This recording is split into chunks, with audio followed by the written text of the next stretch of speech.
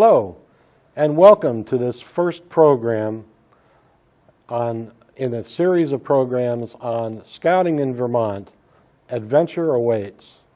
My name is Craig Knapp, and I'm here with two experienced scout leaders. Today, we're going to be talking about the history of scouting, the goals, the purposes of scouting, and also how scouting is organized and operates here in Vermont. The goal, of course, being for all children and adult leaders who are participating in scouting to have safe, educational, and exciting experiences as they progress through the ranks and through the activities that help them to develop a sense of preparedness, personal development, and a commitment to service to others. My first guest is Bill, or as he likes to be called, Billy Gillum. Billy is employed by the Green Mountain Council in the scouting program here in Vermont, and is the District Scout Executive for Ethan Allen District, which is comprised of Rutland, Addison, and Bennington. Is that correct, Bill? That is correct. All right, great. And I understand you were a scout as a youth. Is that also correct? Yes, that's correct. Okay. And you're not going to mention when that was? Because that's a one time ago. Okay. Well, welcome to the program. My other guest here is Sean Therian. Sean is a native of Rutland, Vermont. Is that correct? Yes, that's correct. And started your scouting experience as a youth. Eagle Scout. Yes, I am. Advanced to the highest rank in scouting, and currently serves as the chairperson for the district committee for Ethan Allen District. And I understand you're also an assistant scoutmaster for a troop in Vergennes. Yes, that's right. 659? 539. Oh, I'm sorry, 539. Okay. Well, welcome. Welcome to both of you. Thank you. Thank you. So, Billy, let's start with you. Let's start right at the beginning. Tell us, what is scouting, and what is it exactly that scouts and adult leaders do in scouting? Well, scouting started way back in 1908 in England, and then it franchised out to the United States in 1910. So we've been around for a long time. And the basic program was to take young men and build them into citizens of this country, good citizens and self-reliant folks. And we built a lot of skills into them. We developed skills like as first aid, cooking, fire building, outdoor skills, citizen training, community development, leadership development, personal fitness, environmental conservation and awareness. The volunteer leaders that we have today in today's scouting are very much involved in protecting youth. They have a lot of background checks. They have to sign off from the charter organization. The charter organization in today's scouting is the franchisee who actually controls the unit, Cub Scouts, Scouts BSA, Exploring, Venturing, and Sea Scouts, which we don't have Sea Scouts around here because it's mostly on the shoreline, Florida, and the coastline is where the Sea Scouts are. And it's very important that the scouting program has a very safe environment for our kids, and obviously in today's world. And our volunteers have huge training hills to accomplish. And you'll see leaders walking around and has training on their sleeve. That means they've gone through a whole series of training, outdoor skills, organization skills, merit badge skills, how to deal with kids, and how to deal with their moods. So, yeah. And help them to usher them along. Technically, they're advisors to the troop. Right. And they move the kids along at their pace. Well, that's pretty significant. That's a lot of information and some pretty ambitious goals. Sean, from your end, who's the program targeted for? How do you accomplish all that? That's a great question. It's really divided into 5 or 6 groups that Billy had talked about. The Cub Scout program, for example, is kind of the cornerstone program for most scouting, and that is targeted to affect or to assist and develop the youngest members. That ranges now with the Lions program in parallel with Cub Scouts That goes from kindergarten all the way through 5th grade. Scouts BSA goes from 5th grade all the way through the end of high school or until the youth turns 18. Some of the more advanced programs like Sea Scouting, Venturing, Exploring will target youth from the ages of 14 to 20. So it's more advanced, more skills. As the youth get older, get more experience, more independent, each program has its own goals, requirements, options that the kids can select from in order to kind of customize their program and their own experience. Oh, great. Impressive. So, Bill, we mentioned the Green Mountain Council and districts and things like that. Is there only one council, or are there multiple councils? And how many districts are there? And Depends on what state you're in. Obviously, the larger states have more councils, but Vermont is a smaller state, like New Hampshire and Maine. We all have one council that runs the whole state. Okay. In most councils, they have multiple districts. In Vermont, we have 4. And Vermont is cut into 4 pieces. We have Ethan Allen, which comprise of Bennington, Addison, and Rutland County. Right. Then you have 3 Rivers. It takes care of Chittenden and Franklin and Grand Isle counties, and parts of Washington and Lamoille County. And then Calvin Coolidge is Windham, Windsor, and Orange County. And the last one up on the top, Long Trail, deals with Essex, Caledonia, New Orleans, and Western Washington and Lamoille counties. And each district has a district chair like Sean and a committee that runs the district, okay, and help get programming out there district-wide. And I am the district executive that supports the leaders, the volunteers, with things to get them through their process of running a unit. So you're sort of an advisor to and a support person for the district committees and things like that. Okay, great. Clerk of the Works. How does this all affect which towns end up with units, and does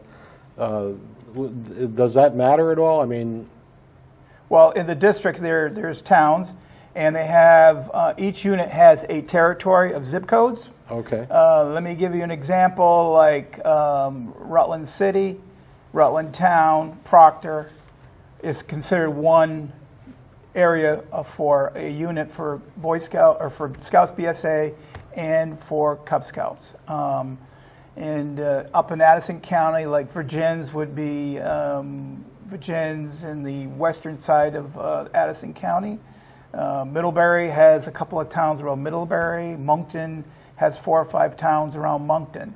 Depends on the area. Obviously, when you're in the rural area, there's more towns involved. When you're in the urban area, it's closer and tighter to like 1 or 2 towns. Okay. So, Sean, you were a scout as a youth, as we talked about. That's right. So, with such a wide range of programs, from Cubs to Scouts BSA and Exploring and Venturing and all those, how does scouting attract and hold the younger kids? Well, it's really tailored to their skill set and their age group. We wouldn't take a 3rd grader whitewater rafting, for example, and inversely, we wouldn't ask a 17-year-old to carve bars of soap with a disposable plastic knife. So it's really in the program, as Billy alluded to, is targeted for outdoor skills and development and environmental conservation, and especially as the youth progress and get into Scouts BSA or some of the venturing or exploring programs, the activities become more challenging, more advanced, more technical. And in the case of Scouts BSA, for example, there's also well over 100 merit badges that youth can work on. And the great thing about that is, one, it provides them life skills that they can learn, such as first aid, cooking, personal finance, things of that nature, that they can carry with them as they get older. But it also gives them an opportunity to try different skills like welding, nature study, right? Forestry, things of that nature, where they may develop a liking, a hobby, or a skill that they take with them as they become an adult. Well, since this is an introductory program to the series, let's actually take a look at some of the programs for younger children. I think we have some clips that we can show on that. Is that correct? That's correct. That's right. Okay, great.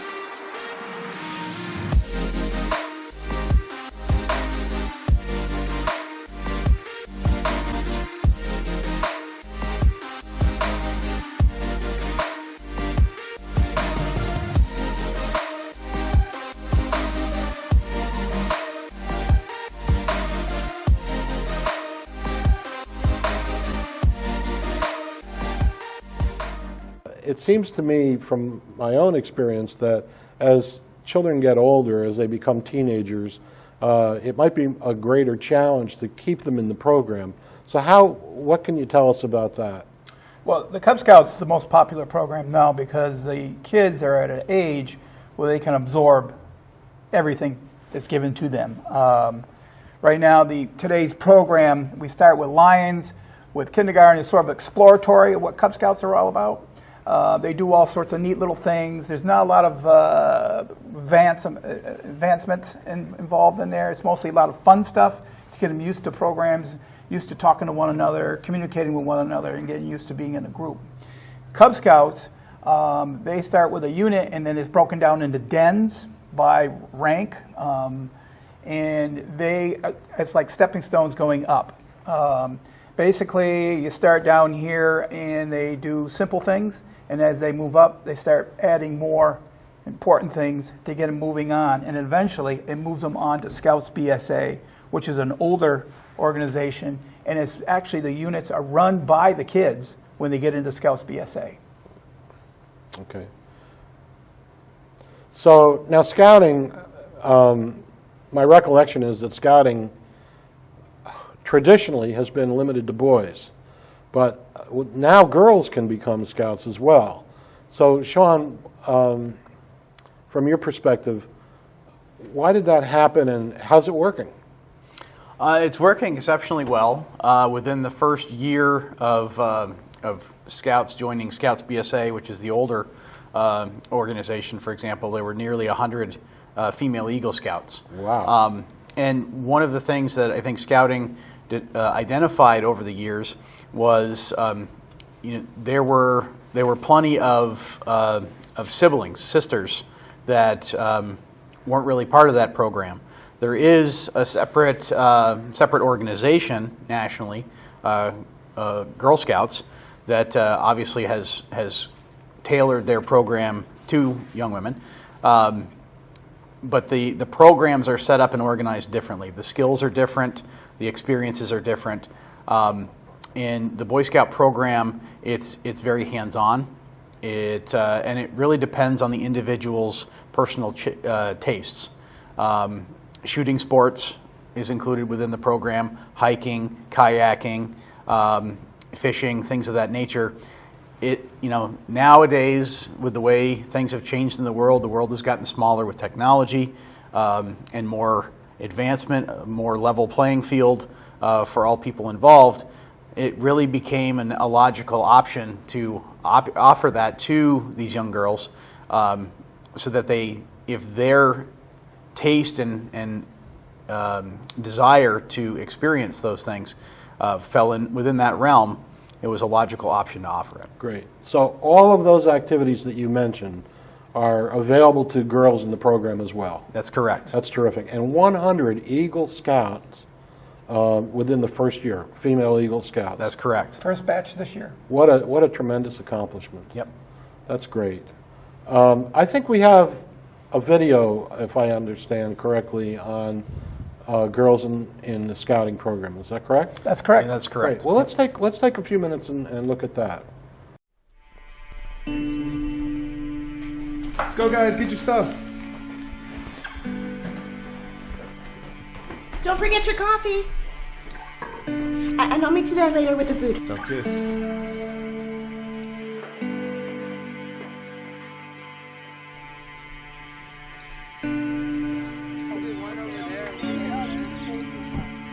Hey guys. Hey, honey. So the cooler's in there and then the snacks are in that one. I'll see y'all later.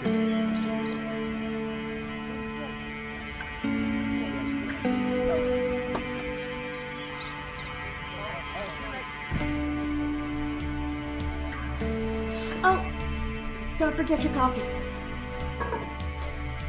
You guys ready?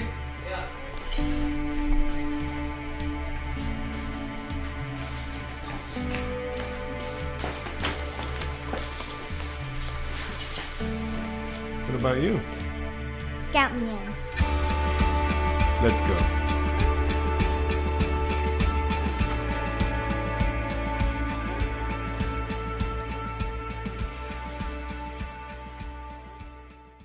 Seems like long overdue.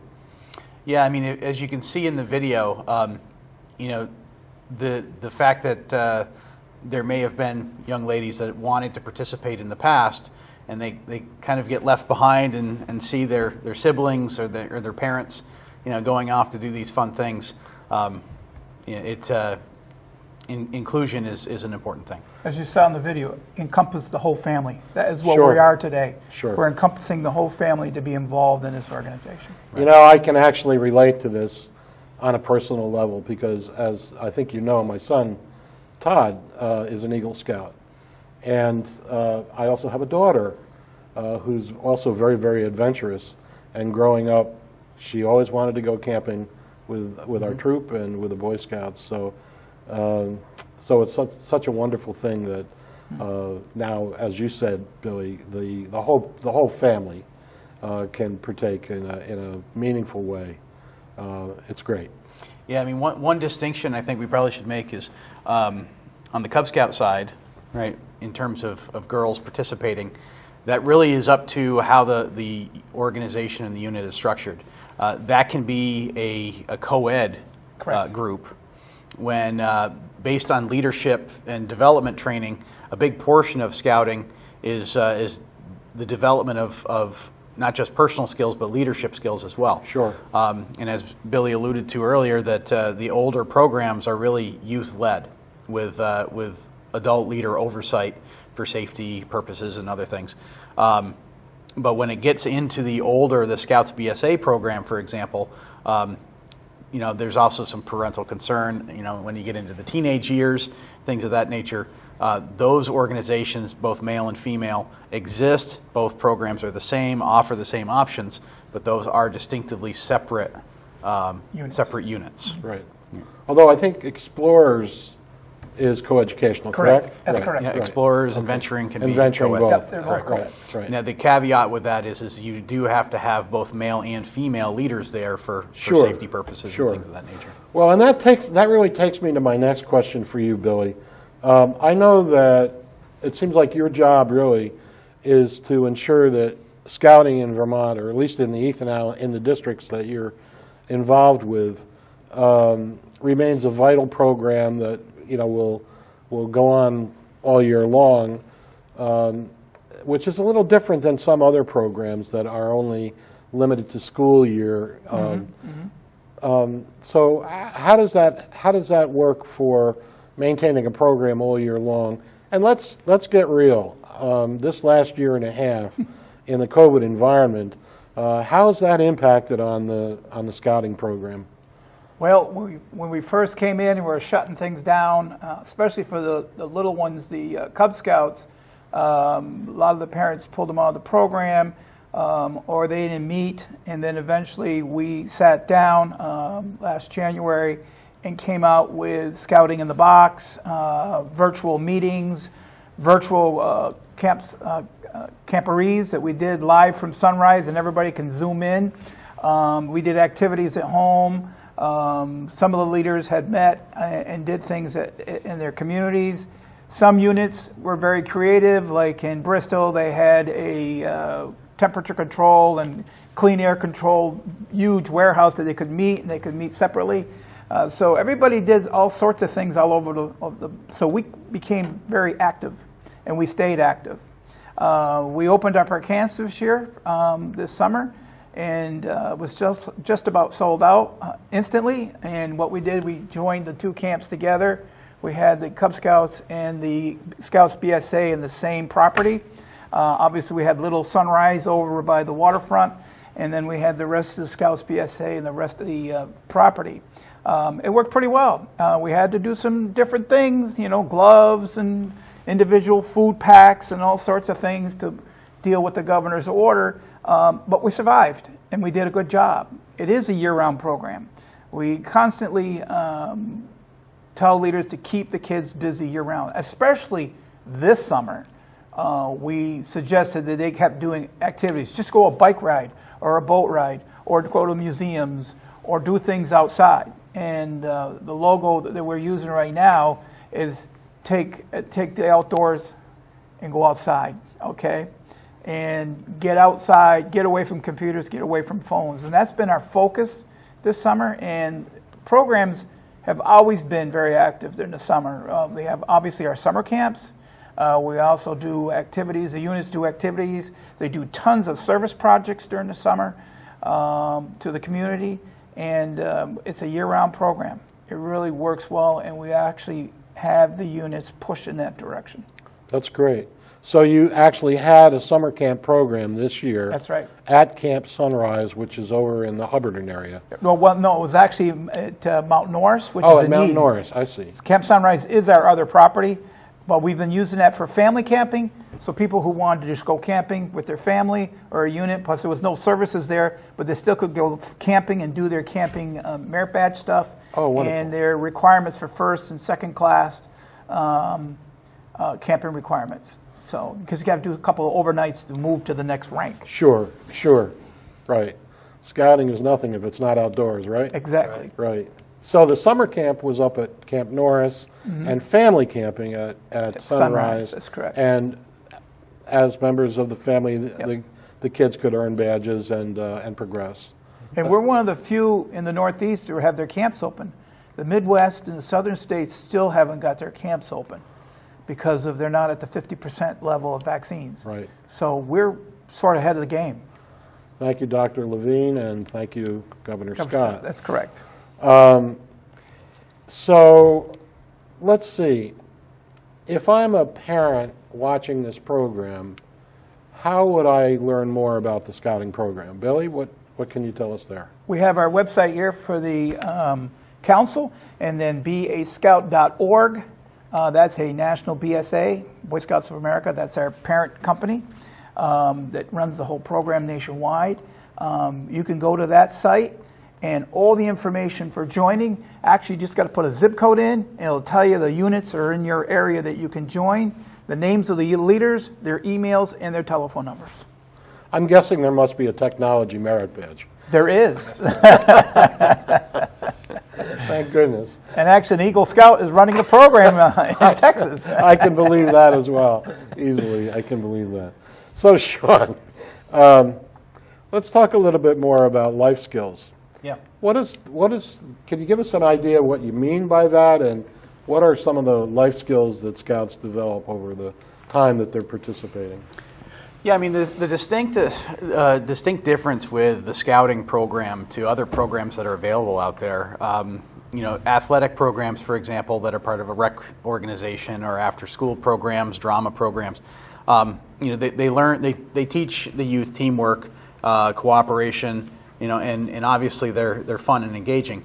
But the scouting program includes items that are difficult to find in other program options, right? And the leadership skills development, the citizenship development, having to deal with environmental conservation, community service, are all combined in the same program. And from the Cub Scout program, through the older programs, it's progressive. The skills development are progressive.